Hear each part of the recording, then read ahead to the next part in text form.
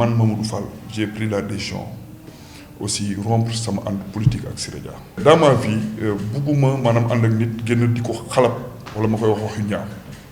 mais am naa sañ-sañ aussi li nga xam ne loolu lañ mën nit ñi xamee sur le plan politique ak fi ma jëm aussi ma éclaircir loolu ne man ak Siré Dia aussi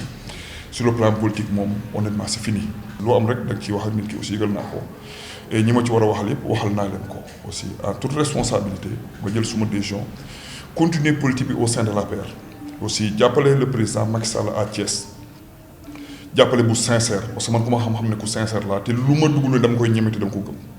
et le président Macky Sall doy na ma aussi sama ànd ak moom aussi lu may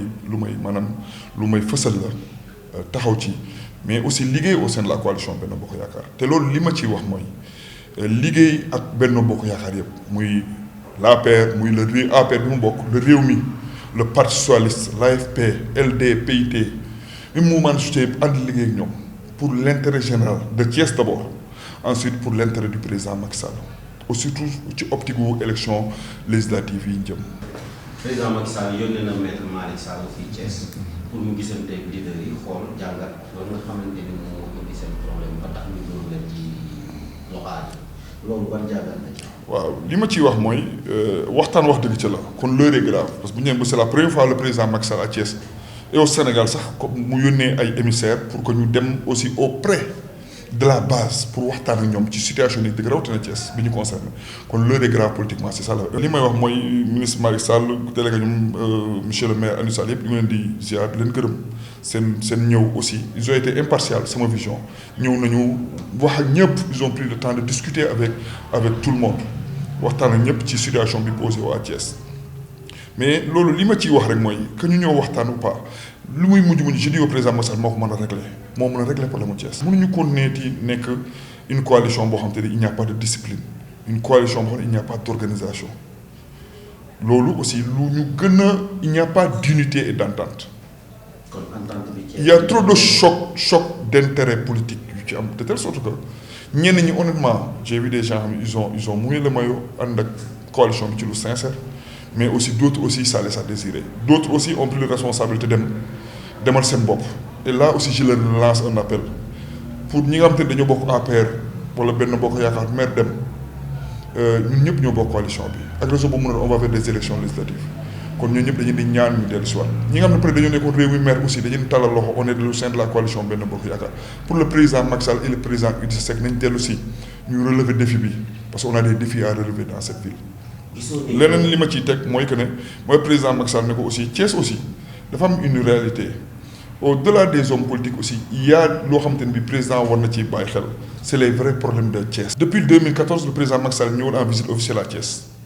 ñoom 2014 ça fait du bien à la coalition Benno Bokk Yaakaar kon ñoo itam à Thiès pour aussi situation politique certes ci la mais pour aussi les vrais problèmes de Thiès aussi am na yu bëri yu mu diggoon yu mu réalisé à Thiès stade bi bon.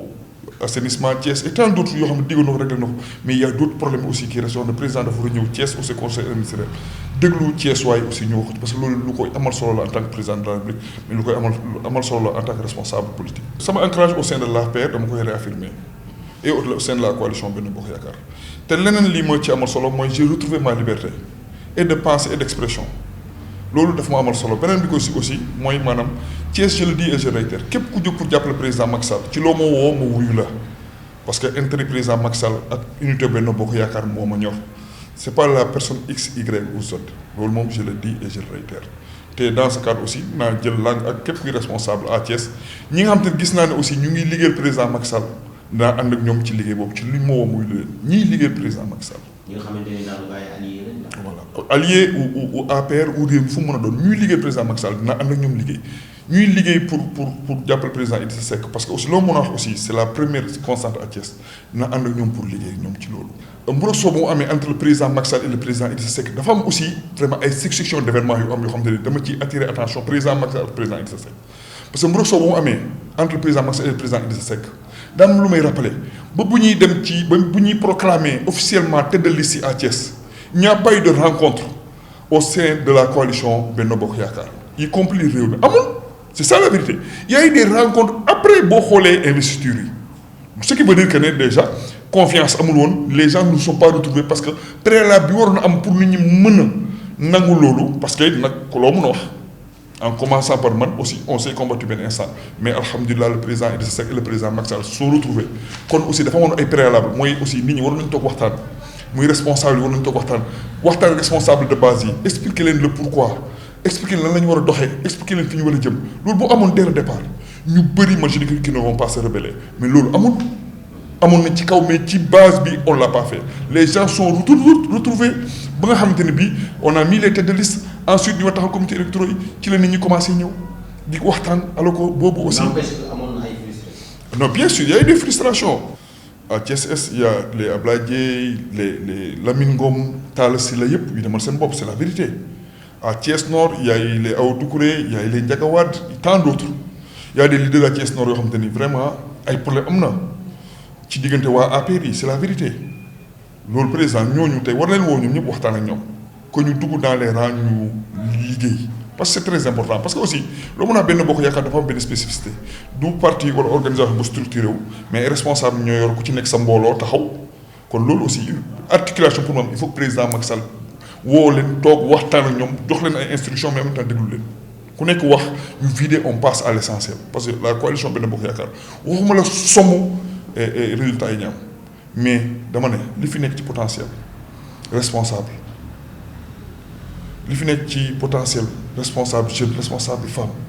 wallahi j'ai la ferme conviction qu'on est largement majoritaire ci kaw aussi ñu président teg ñëpp ñu waxtaan que ñu vider nag ku nekk wax li ngay reproche sa morom ñu tënk loolu bu ñu ci génne président ne lii mooy liggéey bi à Thiès ñëpp ànd liggéey ko bu ñu ko defee je le dis ici on va gagner le département de Thiès. on a besoin que les vrais problèmes de Thiès aussi mu taxaw ci mu gën ci taxaw parce que en 2017 il avait promis par exemple waxoon na ne terre bi day dem ba aéroport ensuite day ñëw à Thiès mais loolu aussi les gens lui avaient souligné que ne aussi chemin de fer ñu koy waxaat président Macky Sall le problème prioritaire de Thiès c'est la ligne des chemins de fer il faut que président Macky Sall aussi mu jàppale chemin de fer en quoi faisant mooy d'abord lu njëkk réfectionner la voie ferrée parce que qui dit chemin de fer dit voie ferrée ba mu doon président de la République ba léegi il a fait beaucoup pour Thiès et pour les cheminots surtout contentieux yi mais ay la yoon président aussi des centaines voire des milliers de cheminots tey am nañu contentieux c'est le temps ñu ci bëri sax génn nañu àdduna ñi ci des président ay mag lañu kon ñuy lancer président Macky Sall li ci des d'autant plus que liquidation bi jeex na président Macky Sall mu wax le ministre des finances ak liquidateur bi aussi que au moins li des ci contentieux yi au chemin de fer yi muy loo xam ne c'est national mais particulièrement Thiès la président jàppale ci cheminots yi. NSTS président ñëw na fi 2014 vraiment ñëw na fi am yéene mais ba tey des na te aussi ku wax textile NSTS ngay wax mais ku wax tey production coton bi nga xam te ni mu ngi am au Sénégal pour am lu ko société bu ko mën a absorber NSTS la kon président aussi na xoolaat les voies et moyens aussi ut des bailleurs si nécessaire pour que NSTS aussi li ñuy séntu ci moom tant à Thiès surtout au plan national que mu ñëw parce que président am na ci yéeneen def na ci jéego mais ba tey c'est un problème bu taxaw. Troisièmement aussi li tax aussi ñu demande man je demande président Macky Sall bu ñëw ci di président Macky Sall ne ko président ay la yéwén Thiès on a un problème fondamental c'est l'assainissement de Thiès. président nawet bu ñëwee honnêtement des quartiers comme Sampaté des quartiers comme Darou Salam des quartiers comme Hersent Cité Senghor Cité Lamy calvaire la ñuy dund boo xoolee Malamine Senghor Tuxulit calvaire la ñuy dund Aiglon calvaire la ñuy dund c'est parce que aussi loo mën a Thiès amul assainissement kon loolu aussi muy benn ñaar nga jël Médina Fall extension bi nga jël Kawsara jël ba Ngent chaque année c'est les mêmes calvaires kon tey loolu aussi ñu wax président Macky Sall aussi ñun aussi en tant que Thiessois doon ay responsable après la jàppale li ngay jàppale auprès des Thiessois ni ñu vulgariser li nga xam te ne bii mooy sa vision à travers un Sénégal émergent li ñuy lay jàppale sur le plan politique aussi loolu ñuy taataanee li nga xam ne mooy les vrais problèmes de Thiès ñu porté loxo yow président Macky Sall pour nga jàppale Thiessois loolu mu jëm mu saafara parce que assainissement Thiès président boo ko saafara mun naa un quart Thiès saafara nga ko. beneen bi mooy li nga xamante ne dama koy wax président Macky Sall c'est le problème de Mbourkat waaw président ay la yéwén chaque fois nga dugg Thiès waa Mbourkat dinañ la taxaw dinañ la tàllal loxo dinañ la teeru chaque fois dinañ la rappeler li nga xamante ne bii mooy problème mu Mbourkat c'est presque 2500 familles président